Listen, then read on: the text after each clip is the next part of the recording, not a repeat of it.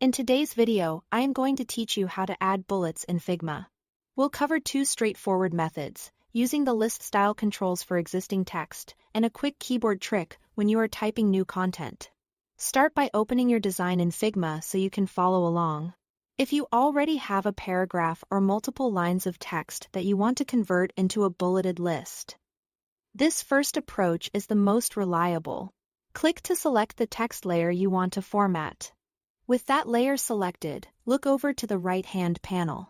In the typography section, you'll see a small settings icon, labeled Type Settings. Within the text area, go ahead and click that icon. A panel opens with a basics section that controls foundational text options. Find the list style control there, and choose Bulleted List. Instantly, Figma applies bullets to your selected text. If your text contained line breaks, each line becomes its own bullet, preserving your existing content while improving readability. This method keeps your typography settings consistent and is ideal when you are cleaning up text you've already placed in your design. If you don't see the option right away, double-check that the actual text layer is selected and not a frame or group around it. Now, if you are starting fresh and want the fastest way to create a list as you type, use the keyboard shortcut method. Click into a text box and start a new line. Type a single minus, then press the space bar.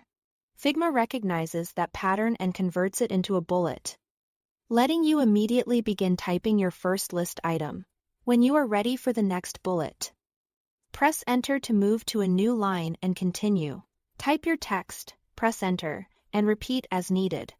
This approach is great when you are jotting down ideas or building out content on the fly, because you don't have to stop to open any panels. Both methods work seamlessly together.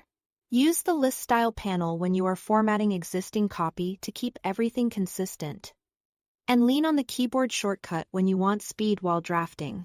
Either way, you'll end up with tidy, scannable lists that make your design more readable and professional.